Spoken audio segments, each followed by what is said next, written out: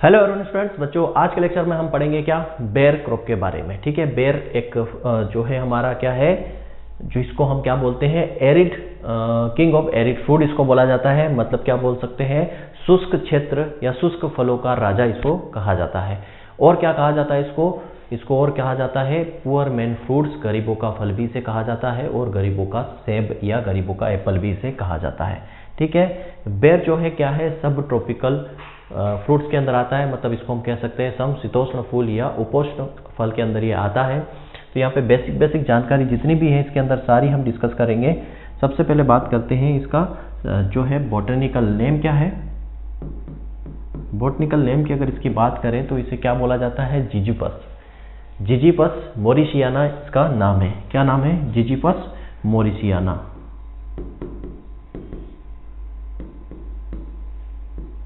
Ziziphus मोरिसियाना, ziziphus मोरिसियाना, ziziphus मोरिसियाना। Ziziphus मोरिसियाना इसका क्या है, साइंटिफिक नाम है, या पीएच कर लेना। ठीक है,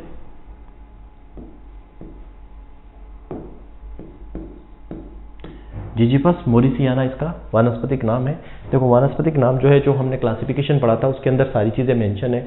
वानस्पतिक नाम उसका है, ठीक है, उसकी फैमिली है, उसका ओरिजिन है, क्रोमोसोम नंबर है, जो क्लासिफिकेशन के अंदर हमने पढ़ा था। मैंने पहले बताया कि क्लासिफिकेशन जो है वो ऑलमोस्ट आपकी जो है फ्रूट क्रॉप को कवर करता है। जैसे 17 से 18 हमने टाइप के क्लासिफिकेशन पढ़े, मतलब हर एक क्रॉप के आपके 17 से 18 पॉइंट वहाँ पे कवर हो जाते हैं। बचता क्या है, आपकी वेराइटीज़ बचती है, इंसेक्ट पेस्ट बचते हैं, डिजीज बचती है, उसको हम एडजस्ट करेंगे। बट यहाँ पे हम सारी चीज़ फिर से कंप्लीटली देखते हैं कि क्या क्या चीज़ इसके अंदर है। जिजिपस मोरिसियाना जो है इसका बॉटनिकल नेम है। बात करते हैं इसकी फैमिली, किस परिवार से ये बिलोंग करता है, इसकी फैमिली क्या है, कुल क्या है इसका, फैमिली की बात करते हैं, कुल परिवार इसका फैमिली क्या है, तो इसकी फैमिली क्या है, रैमनेसी। मोस्ट इंपॉर्टेंट है, क्या फैमिली इसकी, रैमनेसी। रैमनेसी फैमिली से बिलोंग करता है। मोस्ट इंपॉर्टेंट है क्योंकि अलग ही है, रैमनेसी फैमिली है इसकी। ठीक है, रैमनेसी इसकी फैमिली है। नाम क्या है, जिजिपस मोरिसियाना, फैमिली रैमनेसी है। ओरिजिन की बात करें तो जिससे भी इस टाइप के फल है ये कहाँ पर हम मिलते हैं, ओरिजिन की बात करें, उत्पत्ति स्थान की बात करें तो इसका उत्पत्ति स्थान कहाँ है, तो उसका उत्पत्ति स्थान जो है वो है भारत। ठीक है, भारत में है ये फल सबसे ज़्यादा इसका उत्पादन होता है। क्लियर है, तो बॉटनिकल नेम देखा, फैमिली देखा, ओरिजिन जो है भारत है इसका। और बात करते हैं इसके क्रोमोसोम नंबर की। ये क्या होता है, ये टेट्राप्लॉइड होता है। याद रखना किस टाइप का फल है ये, टेट्राप्लॉइड है। क्रोमोसोम नंबर, गुणसूत्र संख्या की अगर बात करें तो कितना होता है, 2n इक्वल टू इसका होता है 48। और ये क्या है, टेट्राप्लॉइड है। टेट्राप्लॉइड है। टेट्राप्लॉइड का मतलब क्या है, चतुष्गुणित, चतुष्गुणित है ये। ठीक है, टेट्राप्लॉइड है। क्लियर है, यहाँ तक की बातें क्लियर समझ में आई। बॉटनिकल नेम, फैमिली, ओरिजिन जो हर एक क्रॉप में अपन पढ़ते हैं, ये बेसिक जानकारी है। बॉटनिकल नेम, फैमिली, ओरिजिन है, क्रोमोसोम नंबर। बात करते हैं इसका जो फ्रूट टाइप है वो क्या होता है, फ्रूट टाइप क्या होता है इसका, फ्रूट टाइप क्या है इसका, फल प्रकार। फल प्रकार की अगर बात करें तो फल प्रकार क्या है इसका, ड्रूप, या इसको हम क्या बोलते हैं, स्टोन, या हिंदी में बोलते हैं अस्थिल फल। अस्थिल फल इसको बोला जाता है। क्यों, जिस भी फ्रूट के अंदर गुठली पाई जाती है, जैसे आम के अंदर गुठली तो ऑलमोस्ट सब में होते हैं, सीड सबके अंदर होते हैं, पर जैसे आम है, आम के अंदर गुठली पाई जाती है। ठीक है, बेर हो गया, आपका जामुन हो गया, ठीक है, आपकी कॉफ़ी हो गई, ठीक है, आपका नारियल हो गया, ये सारे किसके अंदर आते हैं, ड्रूप के अंदर आते हैं। ठीक है, सारे किसके अंदर आते हैं, ड्रूप के अंदर। ड्रूप के अंदर और कौन कौन से फल आते हैं, तो आपका नारियल हो गया, जामुन हो गया, ठीक है, आपका आम हो गया, कॉफ़ी हो गया। ये जो है आपके किसके अंदर आते हैं, ये ड्रूप के अंदर आते हैं। ये सारी चीज़ें आपको पता होना चाहिए। और क्लासिफिकेशन के अंदर ही हमने सब कुछ अच्छे से पढ़ा है कि फ्रूट टाइप जो है किस टाइप का होता है। बेरी में कौन कौन से फ्रूट्स आते हैं, ड्रूप में कौन आते हैं, पेपो में कौन आते हैं, हेस्पेरिडियम में, बलुस्टा में कौन सा आता है, ठीक है, और ड्रूप के अंदर कौन कौन से आते हैं। सारी चीज़ क्लासिफिकेशन के अंदर पढ़ी। तो बेर जो है वो किसके अंदर आता है, ड्रूप, स्टोन या स्टील फर के अंदर आता है। बात करते हैं इसका जो खाने योग्य भाग है, ईडेबल पार्ट है, वो क्या है। ईडेबल पार्ट की बात करते हैं, खाने योग्य भाग या खाने वाला जो भाग है, पार्ट है, वो क्या है। तो इसमें जो खाने वाला भाग है वो है पेरिकार्प। पेरिकार्प जो है इसका खाने वाला भाग होता है। अब पेरिकार्प होता क्या है उसके बारे में थोड़ी सी चर्चा करेंगे, ठीक है। मैंने पहले भी आपको बताया, जो फ्रूट्स मैंने पढ़ाए हैं पपीता वगैरह, उसमें मैंने बताया था पेरिकार्प होता क्या है, ठीक है। मान लो ये कोई फल है हमारा, ठीक है, ये हमने ले लिया फल, ठीक है। उस फल के अंदर ये हो गई गुठली, ये हमने बेरी लिया, ठीक है, ये हो गई गुठली, ये तो हो गया क्या, सीड, सीड बोल दो, या ये हमारा क्या हो जाएगा, गुठली, ठीक है, ये हो गई गुठली। ये ऊपर का कवर येलो कलर का, और अंदर जो है इसमें क्या होता है, ऐसा कर देते हैं, ठीक है। ये जो है बीच वाला भाग है सीड के, ये जो बेर है, बेर का जो बीच वाला भाग वैसे तो वाइट कलर का होता है, बट यहाँ बता देते हैं ये, ठीक है। अब यहाँ पे तीन चीज़ें आपको दिख रही है, तीन चीज़ें क्या क्या है यहाँ पे देखो। ये सबसे ऊपर वाला भाग है, ये कहते हैं इसको एक्सोकार्प, एक्सोकार्प सबसे भारी भाग। बीच वाला क्या होता है, मीजोकार्प या मध्य फल भित्ति, ये भारी फल भित्ति हो गई, ये मध्य फल भित्ति, और ये हो गया इंडोकार्प। इंडोकार्प जो अंदर गुठली है उसको बोलते हैं इंडोकार्प। अब मुझे यहाँ बताइए, इसमें हम क्या खाते हैं, इसमें हम क्या खाते हैं, तो इसमें हम ये इस गुठली को छोड़ के बाकी पूरा खाते हैं। तो ये इस पूरे को क्या बोलते हैं हम, इस पूरे को बोलते हैं हम पेरिकार्प, पेरिकार्प कहते हैं। तो यहीं से हम देखते हैं कि जो इडेबल पार्ट है, खाने योग्य भाग है, वो पेरिकार्प होता है, ठीक है।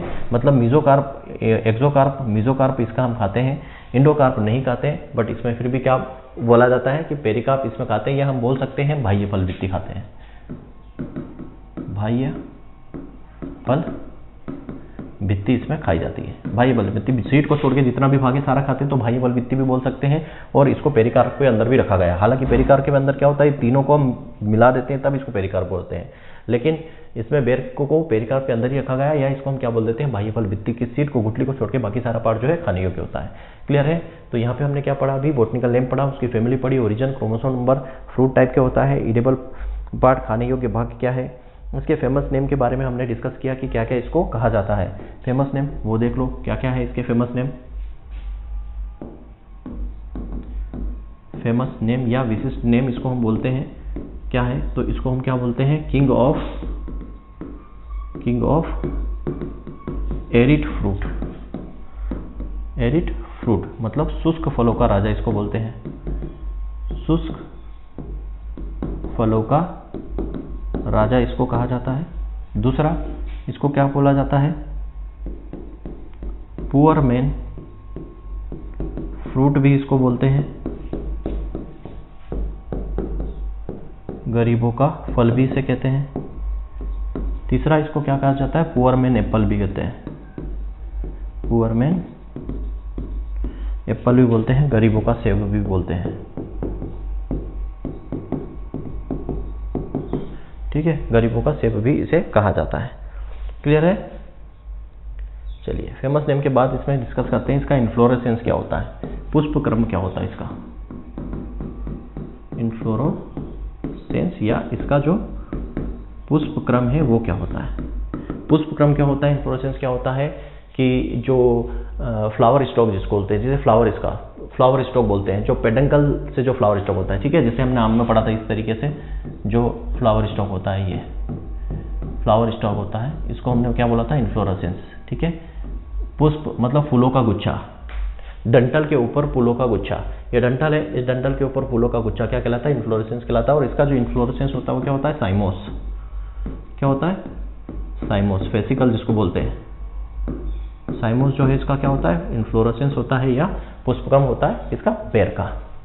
यहाँ तक की बातें आपको क्लियरली समझ में आ गई, ठीक है। ये बेसिक पॉइंट है, हर क्रॉप के अंदर आपको देखने को मिल जाएंगे, ठीक है। अब नेक्स्ट जो हम बात करेंगे यहाँ पे क्या, कि इसमें टेम्परेचर क्लाइमेट क्या चाहिए, कहाँ पर ये सबसे ज़्यादा होता है, ठीक है, किस प्रकार का ये क्रॉप है। सीधी सी बात है, यहाँ ये एरिड रीजन में होता है, कहाँ पर, इसका जो क्लाइमेट की बात कर लेते हैं, चलो क्लाइमेट की बात करते हैं। क्लाइमेट मतलब जलवायु, किस जलवायु में होता है, किस जलवायु में सर्वाधिक होता है, तो ये सब ट्रॉपिकल, कौन सा फ्रूट है, फर्स्ट सब ट्रॉपिकल मतलब समशीतोष्ण फल है, समशीतोष्ण फल है, सीधी सी बात है, समशीतोष्ण है। और ये क्या है, शुष्क क्षेत्र एरिड रीजन में होता है जहाँ पर बारिश कम होती है, और जहाँ पर बारिश कम होती है वहाँ पर ऊपर क्या जम जाता है, साल्ट जम जाता है। याद रखना, जहाँ पर रेनफॉल कम और टेम्परेचर ज़्यादा, सीधी सी बात, रेनफॉल कम और टेम्परेचर ज़्यादा तो उसका पीएच क्या होता है, ज़्यादा होता है, उसको पीएच ज़्यादा रिक्वायरमेंट होती है। क्यों? क्योंकि अगर रेनफॉल कम होगा, टेम्परेचर ज़्यादा होगा तो वहाँ की सॉइल कैसी होगी, साल्ट वाली होगी, ऊपर साल्ट जम जाएगा, ठीक है, लवण रहेगा। जहाँ बारिश कम होगी, टेम्परेचर, सीधी सी बात है, ये फल मोस्टली जो है आपको होता तो मध्य प्रदेश में सबसे ज़्यादा है, बट ये राजस्थान का फल एक तरह से। तो वहाँ पर रेनफॉल कम होती है, टेम्परेचर ज़्यादा रहता है। रेनफॉल कम, टेम्परेचर ज़्यादा तो उसका पीएच ज़्यादा रहेगा, एल्कलाइन, मतलब उस पीएच ज़्यादा क्यों रहेगा कि वहाँ पर साल्ट एक्यूमुलेट हो जाएगा, साल्ट इकट्ठा हो जाएंगे, मतलब लवण जो है सोइल के अंदर ज़्यादा रहेंगे। जहाँ पर रेनफॉल कम होती है, टेम्परेचर ज़्यादा होता है, ऐसी सोइल में साल्ट ज़्यादा होते हैं। क्यों? क्योंकि अगर रेनफॉल ज़्यादा होती है तो ये साल्ट जो है लीच आउट हो जाते हैं, बहकर चले जाते हैं, तो साल्ट नहीं रहते हैं। लेकिन बारिश कम होगी तो वहाँ पे साल्ट रहेंगे तो उसका पीएच ज़्यादा रहेगा। तो ऑब्वियसली बात, इसको पीएच कितना चाहिए, याद रखना, पीएच इसको लगभग चाहिए 8.5 पीएच चाहिए। देखो क्यों? क्योंकि बारिश कम होती है, एरिड रीजन का, शुष्क क्षेत्र का है, शुष्क क्षेत्र का मतलब बारिश कम, टेम्परेचर ज़्यादा तो पीएच ज़्यादा। क्यों? क्योंकि साल्टी सॉइल है, साल्टी सॉइल है मतलब पीएच क्या हो जाएगा यहाँ पे 8.5 के समथिंग होगा। अब साल्ट सॉइल है तो सीधी सी बात, बेर साल्ट सॉइल में होता है, मतलब ये क्या होता है, साल्ट टॉलरेंट क्रॉप है, साल्ट टॉलरेंट फ्रूट है। सीधी समझ में आया ना? अब याद रखने की जरूरत नहीं है। क्यों? क्योंकि हमने बोला ये एरिड फर्ड शुष्क क्षेत्र में होता है, सब ट्रॉपिकल में होता है। सब ट्रॉपिकल वाले मोस्टली जो है साल्ट टॉलरेंट होते हैं, ड्रॉट टॉलरेंट होते हैं। क्यों? क्योंकि वहाँ पर बारिश कम होती है। ऐसे रीजन में जो सब ट्रॉपिकल वाला रीजन है, जैसे राजस्थान वाला रीजन जो है, वहाँ पर बारिश कम होती है, टेम्परेचर ज़्यादा रहता है, जिसकी वजह से क्या होता है, वहाँ पर साल्ट का एक्युमुलेशन हो जाता है सोइल के अंदर, मतलब लवण इकट्ठा हो जाते हैं, एकत्रित हो जाते हैं, जिसकी वजह से उस सोइल का पीएच ज़्यादा होता है। और वहाँ पर ऐसे क्रॉप लगाए जाते हैं जो साल्ट टॉलरेंट होते हैं। तो ऑब्वियसली बात है कि यहाँ पे बेर जो है, पोमग्रेनेट है, अपना फालसा है, आंवला है, ये क्या होते हैं, साल्ट टॉलरेंट होते हैं, ठीक है, डेट पाम है, ठीक है, तो ये साल्ट टॉलरेंट होती है। हाईएस्ट प्रोडक्शन कहाँ होता है इसका?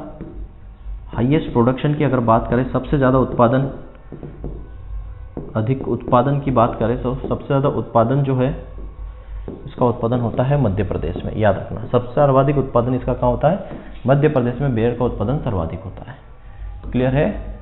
चलो, अब सब ट्रॉपिकल है, हमने बोला ये सब ट्रॉपिकल का है, तो इसके लिए ऑप्टिमम टेम्परेचर क्या रिक्वायरमेंट होती है, तापमान कितना चाहिए? अब कॉन्सेप्ट लगाना है, टेम्परेचर कितना चाहिए, तो लगभग 28 से लेकर 35 डिग्री सेल्सियस इसको टेम्परेचर रिक्वायर्ड होती है। स्टोरेज टेम्परेचर कितना चाहिए? स्टोरेज टेम्परेचर की बात करें, भंडारण तापमान की बात करें तो भंडारण तापमान कितना चाहिए इसमें? तो भंडारण तापमान याद रखना, मैंने कॉन्सेप्ट बताया था, उसमें 5 से लेकर 8 तक होता है। किसमें?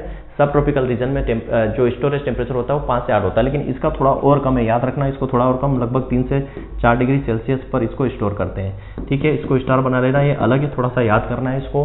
क्यों याद करना है कि हमारा जो कॉन्सेप्ट क्या बोलता है, ट्रॉपिकल, सब ट्रॉपिकल और इसके लिए टेम्परेट के लिए, ट्रॉपिकल, सब ट्रॉपिकल और टेम्परेट के लिए क्या बोलता है, इसमें चाहिए कितना स्टोरेज? 8 से लेके 13 डिग्री। इसमें कितना चाहिए? 5 से 8, और इसमें कितना चाहिए? 0, ठीक है। तो यहाँ पे हमारा जो सब ट्रॉपिकल वाला रीजन है, इसमें स्टोरेज टेम्परेचर कितना चाहिए? 5 से 8 चाहिए जनरली, जो जनरली बता रहा हूँ। 99% फ्रूट इसी के अंदर आ जाते हैं। कुछ अपवाद है, जैसे कि यहाँ पे बेर में थोड़ा सा और कम चाहिए, 5 से 8 से, और 5 से और कम चाहिए, लगभग 3 से 4 चाहिए। तो इसको याद रखना कि इसमें जो स्टोरेज टेम्परेचर है वो 3 से 4 है। क्लियर है? अब बात करते हैं क्या यहाँ पे इसके प्रोपोगेशन की, कैसे इसको प्रोपोगेट करेंगे। प्रोपोगेशन, इसके प्रवर्धन की बात करते हैं, ठीक है, प्रवर्धन की बात करते हैं। प्रवर्धन इसमें मोस्ट इंपॉर्टेंट है, याद रखना, क्वेश्चन बनता है, ठीक है, क्वेश्चन बनता है। इसमें सबसे ज्यादा करते हैं रिंग बडिंग। क्या होती है रिंग बडिंग? तो प्रोपोगेशन वाला वीडियो देखें, ठीक है। ऐसा पेड़, वहाँ पर इस तरीके से रिंग बना देते हैं, ऐसे रिंग वहाँ पर छाल निकाल देते हैं उसकी, ठीक है। तो रिंग बडिंग करते हैं, ये मोस्ट इंपॉर्टेंट है, ठीक है, ये मोस्ट इंपॉर्टेंट है। इसके अलावा इसमें टी बडिंग भी करते हैं, टी बडिंग से भी करते हैं, और सील्ड बडिंग भी करते हैं, सील्ड बडिंग भी करते हैं। लेकिन मोस्ट इंपॉर्टेंट क्या है, ये याद रखना, इसमें जो मोस्ट इंपॉर्टेंट है वो रिंग बडिंग है। अगर ऑप्शन में तीनों हो तो तीनों में से आपको रिंग बडिंग लगाना है, ठीक है, रिंग बडिंग लगाना है। प्रोपोगेशन का टाइम क्या है, किस टाइम पे प्रोपोगेट इसको करना है, टाइम क्या है, समय, प्रोपोगेशन का समय क्या है। रिंग बडिंग मतलब छल्ला विधि है ना, छल्ला विधि बोल सकते हो, ठीक है, छल्ला विधि। समय क्या है, तो याद रखना जुलाई से लेके सितंबर, जुलाई से लेके सितंबर में इसका प्रोपोगेशन का टाइम है, ये याद रखना, जुलाई से सितंबर इसका प्रोपोगेशन का टाइम है। ठीक है, ये तो प्रोपोगेशन की बात हो गई। बात आएगी इसमें क्या, प्रूनिंग। इसमें याद रखना, इसमें जो है कटाई जो करते, कटाई छटाई, कटाई और छटाई इसको बोलते हैं प्रूनिंग को। ठीक है, कटाई छटाई। अब इसमें जो है सबसे ज़्यादा प्रूनिंग की जरूरत पड़ती है बेर में। याद रखना, इसमें ड्रास्टिक प्रूनिंग करते हैं, मतलब इसमें बहुत हैवी प्रूनिंग की जाती है। आपने बेर का पेड़ देखा होगा, बेर का पेड़ बहुत ही ज़्यादा उलझा हुआ सा रहता है, तो इसलिए इसमें बहुत ही ड्रास्टिक या हैवी प्रूनिंग की जरूरत पड़ती है। तो इसमें प्रूनिंग जो करते हैं, याद रखना, ये करते हैं अप्रैल मई के महीने में। ठीक है, अप्रैल और मई के बिल्कुल हॉट एंड ड्राई रीजन, मतलब जब हॉट बहुत ज़्यादा गर्मी और बिल्कुल सूखा समय रहता है, तब इसमें क्या करते हैं, प्रूनिंग करते हैं। प्रूनिंग, इसमें ट्रेनिंग भी की जाती है। क्या की जाती है, ट्रेनिंग, जिसको हिंदी में क्या बोलते हैं, संघाई। संघाई ये कब करते हैं, तो ये मार्च के महीने में करते हैं। ठीक है, ये मार्च के महीने में करते हैं। इसमें इरिगेशन भी देते हैं। ठीक है, क्योंकि पानी की कमी रहती है, इरिगेशन मतलब सिंचाई भी देते हैं। तो सिंचाई कब देते हैं, तो सिंचाई इसमें करते हैं अक्टूबर के महीने में। सिंचाई कब की जाती है, अक्टूबर के महीने में इसमें सिंचाई कर देते हैं। ठीक है, और यहाँ पे सारे सन में एक साथ ही बता देता हूँ, इसमें हार्वेस्टिंग करते हैं, तुड़ाई। हार्वेस्टिंग, इसकी तुड़ाई कब करेंगे, इसकी तुड़ाई कब की जाएगी, इसकी तुड़ाई करते हैं, देखो नॉर्थ इंडिया में अलग समय पर तुड़ाई करते हैं, साउथ इंडिया में अलग समय पर तुड़ाई करते हैं। नॉर्थ इंडिया में इसमें फरवरी मार्च में तुड़ाई की जाती है, याद रखना। किसमें, फरवरी मार्च में करते हैं, और साउथ इंडिया में करते हैं अक्टूबर से नवंबर में तुड़ाई करते हैं। ये सारी चीज़ आपको याद करना, कहीं कुछ भी पूछा जा सकता है। अब इसको आप सीक्वेंस बना लो। कैसे सीक्वेंस बनाओगे कि कहाँ से, ये फरवरी मार्च, सबसे पहले मतलब पर ये उल्टा हो जाएगा। अब सबसे पहले हम प्रोपोगेशन करते हैं, जुलाई सितंबर में प्रोपोगेशन कर रहे हैं, फिर ट्रेनिंग करते हैं, ट्रेनिंग अपना अप्रैल मार्च में, फिर प्रूनिंग, ट्रेनिंग करेंगे मार्च में, प्रूनिंग करेंगे अप्रैल मार्च में, इरिगेशन देंगे अक्टूबर में, हार्वेस्ट भी कब करेंगे, फरवरी मार्च नॉर्थ इंडिया में, मतलब उत्तर भारत में, और दक्षिण भारत में अक्टूबर नवंबर में इसको हम हार्वेस्ट करते हैं। इतनी कहानी आपको यहाँ पे प्रोपोगेशन की समझ में आ गई। प्रोपोगेशन भी देख लिया हमने यहाँ पर, और इरिगेशन भी देख लिया।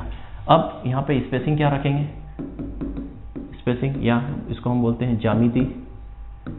ज्यामिति, स्पेसिंग, ज्यामिति, ये कितनी रखते हैं, तो अलग अलग है। लगभग इसमें अपन 6 से लेके 8 बोल सकते हैं, गुणित 6 से लेके 8 मीटर स्क्वायर, इतना देख सकते हो ऑप्शन में जो मिल जाए। ठीक है, 7 गुणित 7 भी रख सकते हैं, 6 गुणित 6 और 8 गुणित 8, तो लगभग 6 से 8 गुणित 6 से 8 गुणित स्पेसिंग इसमें रखी जाती है। क्लियर है, यहाँ तक कि आपको कहानी पूरी समझ में आ गई होगी। ठीक है, यहाँ तक की कहानी, स्पेसिंग हमने देख ली, ट्रेनिंग देख लिया, प्रूनिंग देख लिया, सब कुछ हमने यहाँ पे देख लिया। अब यहाँ पे हम बात करेंगे कि इसमें जो है पॉलिनेशन किसके द्वारा होता है। पॉलिनेशन, देखो पॉलिनेशन कैसा होता है इसमें, परागण। पॉलिनेशन की अगर मैं बात करूँ, पॉलिनेशन टाइप जो बात करूँ, तो इसमें होता है परागण प्रकार। परागण प्रकार की बात करूँ तो इसमें होता है क्रॉस पॉलिनेशन। क्या होता है, क्रॉस पॉलिनेशन इसमें होता है, पर परागण होता है। क्या होता है, पर परागण होता है। और पर परागण होता किसके द्वारा, तो याद रखना, ये होता है कीटों के द्वारा। कीटों के द्वारा परागण को क्या बोलते हैं, इंटोमोफिली। क्या कहते हैं, इंटोमोफिली कहते हैं। तो बेर के अंदर जो पॉलिनेशन होता है, परागण होता है, मतलब जो पोलन ग्रेन एक प्लांट से दूसरे प्लांट पर आएंगे, पॉलिनेशन क्या होता है, याद रखना, ये है एंथर। ठीक है, ठीक, ये हो गया एंथर, ये हमारा मान लो फ्लावर है, ये है स्टिग्मा, ओवरी। तो ये एंथर से पोलन ग्रेन स्टिग्मा पर ट्रांसफर करना पॉलिनेशन कहलाता है। ठीक है, transfer of pollen grain from anther to stigma, उसको पॉलिनेशन बोलते हैं। तो ये ट्रांसफर कौन करता है, कीट करते हैं। इसलिए यहाँ पर जो पॉलिनेशन होता है बेर में, वो कीटों के द्वारा होता है, और कीटों के द्वारा पॉलिनेशन होता है, उसको इंटोमोफिली बोलते हैं। हवा के द्वारा होता है एनोफिली बोलते हैं, एनिमल के द्वारा होता है जूफिली बोलते हैं। ठीक है, पक्षियों के द्वारा होता है ऑरेंथोफिली बोलते हैं। इस तरीके की सारी चीज़ें हैं। क्लियर, पॉलिनेशन की बात हमने यहाँ पे कर ली। पॉलिनेशन जो है किसके द्वारा होता है, यहाँ पर पॉलिनेशन जो होता है वो कीटों के द्वारा होता है। अब यहाँ पे जो इसकी बड होती है, जो बड होती हैं, जो कली होती हैं, इसको अगर बढ़ाना है मतलब इंक्रीज करना है। ठीक है, कली को इंक्रीज करना है, बढ़ाना है, तो उसके लिए ट्रीटमेंट किया जाता है। उस ट्रीटमेंट में क्या यूज़ करते हैं, 3% थायो यूरिया का इस्तेमाल किया जाता है। थायो यूरिया, 3% थायो यूरिया का इस्तेमाल करते हैं, या फिर उसमें KNO3 पोटेशियम नाइट्रेट का इस्तेमाल किया जाता है। थायो यूरिया का इस्तेमाल और कहाँ करते हैं, पोटैटो में मोस्टली करते हैं, पोटैटो की डोरमेंसी में। ठीक है, पोटैटो की डोरमेंसी ब्रेकिंग में 3% मतलब 1% थायो यूरिया का इस्तेमाल किया जाता है पोटैटो की जो डोरमेंसी होती है उसको ब्रेक करने के लिए। तो याद रखना, यहाँ पर भी हम बड कलिका को बढ़ा रहे हैं, मतलब सीधी सी बात क्या कर रहे हैं, यहाँ पर डोरमेंसी को क्या कर रहे हैं, ब्रेक कर रहे हैं। तो डोरमेंसी को ब्रेक करने के लिए 3% थायो यूरिया या पोटेशियम नाइट्रेट का इस्तेमाल करेंगे। इतनी बात समझ में आ गई? देख लेते हैं और कुछ पॉइंट छूटा तो नहीं है हमारा। तो यहाँ पे हमने सारी चीज़ डिस्कस कर ली है। अब हम बात करेंगे यहाँ पे रूट स्टॉक की। ठीक है, इसमें रूट स्टॉक इस्तेमाल किया जाता है। मूल व्रंत क्या होता है, रूट स्टॉक क्या होता है, ये मैं अच्छे से बताया है किसके अंदर, जो प्रोपोगेशन वाला पार्ट है। इसको हिंदी में मूल व्रंत भी बोलते हैं, मूल व्रंत। ठीक है, तो इसमें दो मूल व्रंत होते हैं। ठीक है, एक होता है कौन सा, एक होता है जिजीफस,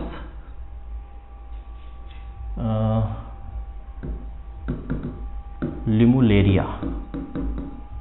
ठीक है, क्या होता है, जिजीफस,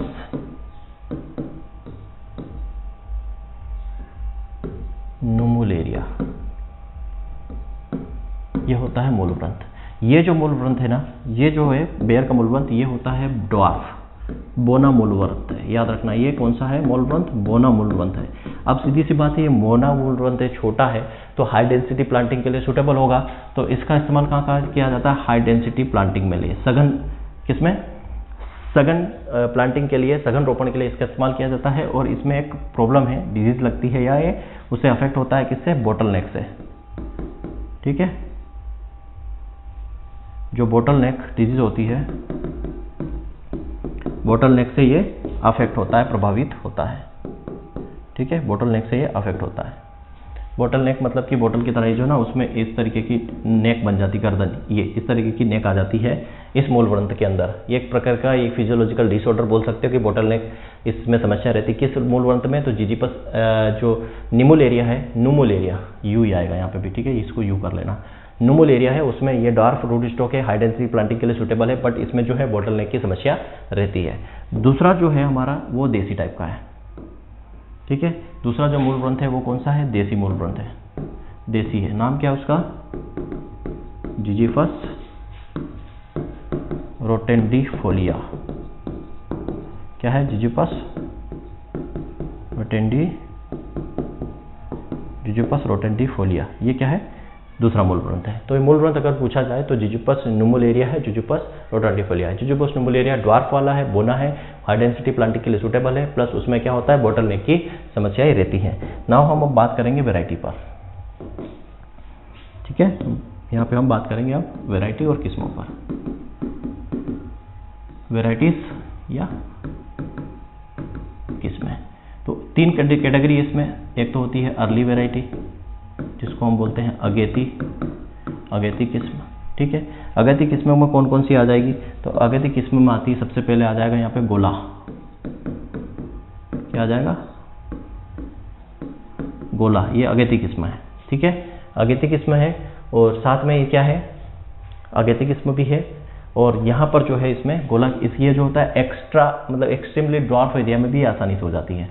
दूसरी जो है सेब, नाम, ये फल है सेब, लेकिन ये सेब जो है इसकी वैरायटी भी है, याद रखना, सेब ये वैरायटी भी है। और ये दोनों जो है एक्सट्रीमली ड्राई एरिया में सूटेबल है, मतलब अति शुष्क क्षेत्र में हो जाती है। जो अति शुष्क क्षेत्र है वहाँ पर ये आसानी से हो जाती है। ठीक है, तीसरी वैरायटी की बात करो, अर्ली वैरायटी की, तो वो है थार सारिका। थार सारिका ये क्रॉस है किसका, सेब गुणित कत्था का। तो कत्था भी किसकी वैरायटी हो गई, बेर की। ठीक है, ये तो हो गई अर्ली के बाद में मीडियम वैरायटी की बात करूँ। वैरायटी इंपॉर्टेंट है, आपको याद करना, जो मैं लिख रहा हूँ वही इंपॉर्टेंट है। ठीक है, सारी याद, और भी बहुत सारी होती है, पर ये आपको याद करना ही करना है। मीडियम जो है, मध्यम वैरायटी है, वो कौन सी है, मध्यम जो है आपकी आ जाएगी बनारसी। ठीक है, दूसरी आ जाएगी आपकी कैथली, तीसरी आ जाएगी आपकी जोगिया, आ जाएगी मुंडिया। ठीक है, ये कुछ मध्यम वैरायटी है, बनारसी, कैथली, जोगिया, मुंडिया। लेट वैरायटी मोस्ट इंपॉर्टेंट है, मध्यम वैरायटी नहीं भी पढ़ोगे तो चलेगा, लेकिन लेट वाली जो है मोस्ट इंपॉर्टेंट है। लेट पछेती जो किस्म मोस्ट, उसमें है उमरान। ये मोस्ट एमपी, जितने स्टार लगा सकते हो उतने स्टार लगा लेना। उमरान जो है ये पछेती किस्म है, और ये जो है वैरायटी, इसका याद रखना, उमरान जो है ये है ऑक्टाप्लॉइड। क्या है, नहीं ये ऑक्टाप्लॉइड नहीं है, ये तो टेट्राप्लॉइड है, अभी बताता हूँ गोला। और ये जो है किसके लिए, बेस्ट फॉर छुआरा, बेस्ट फॉर छुहारा, ठीक है। ये छुआरा के लिए बेस्ट है, छुआरा के लिए उपयुक्त किस्म है छुआरा बनाने के लिए। जैसे डेट पाम हमने पढ़ा है ना, खारक जिसको हम बोलते हैं डेट पाम से बनती है, लेकिन बेर की एक वैरायटी उमरान, वो उसके लिए ये छुआरा बनाने के लिए बेस्ट है। बेर की एक और इलायची है, इलायची वैरायटी है जो क्या है, सीडलेस है, सीडलेस वैरायटी है किसकी, बेर की। इसके अलावा मैं बता देता हूँ, इसके अलावा और वैरायटी है जैसे powdery milieu, powdery milieu resistance variety है, पाउडरी मिल्यू रेसिस्टेंट है, वो कौन सी है, सुनार, सुनार 2, ये पाउडरी मिल्यू रेजिस्टेंस है। फिर एक है fruit fly resistance, fruit fly resistance variety है, वो कौन सी है, दूधिया, दूधिया, ये फ्रूट फ्लाई रेजिस्टेंस वैरायटी है, ये फ्रूट फ्लाई रेजिस्टेंस वैरायटी है। समझ में आ गई। यहाँ पे एक चीज़ बताना था, जो गोला वैरायटी है, ये गोला जो वैरायटी है ये ऑक्टाप्लॉइड है, ये ऑक्टाप्लॉइड वैरायटी है, अष्टगुणित है मतलब, ठीक है, अष्टगुणित वैरायटी है। इसमें क्रोमोसोम नंबर 2n = 96 होते हैं, ऑक्टाप्लॉइड वैरायटी है। समझ में आ गई। सारी वैरायटीज हमने डिस्कस की जो भी इंपॉर्टेंट थी। गोला, सेब, थारसारिका, बनारसी, केतली, जोगिया, मुंडिया मध्यम वाली है, और इसमें उमरान जो मोस्ट इंपॉर्टेंट है, इलायची जो है सीडलेस वैरायटी है। क्लियर। अब यहाँ पे इंसेक्ट पेस्ट डिजीज की अगर मैं बात करूँ तो वो अभी हमने डिस्कस किया ऊपर ही, ठीक है। इंसेक्ट की मैं बात करूँ तो यहाँ पे क्या आ जाएगा, फ्रूट फ्लाई, क्या आ जाएगा, फ्रूट फ्लाई जो है इसमें इंसेक्ट लगता है। और डिजीज की मैं बात करूँ, डिजीज लगती क्या, पाउडरी मिल्ड्यू, ये दो, ठीक है। बस इससे ज़्यादा आपको बेर में कुछ नहीं पढ़ना, ठीक है। बेर में जितनी भी सारी चीज़ें थी वो सारी हमने यहाँ पे डिस्कस कर ली बेर में, इसके अलावा हमें और कुछ नहीं पढ़ना, ठीक है। आज के लेक्चर में इतना ही। Thank you very much. Jai Hind, जय भारत।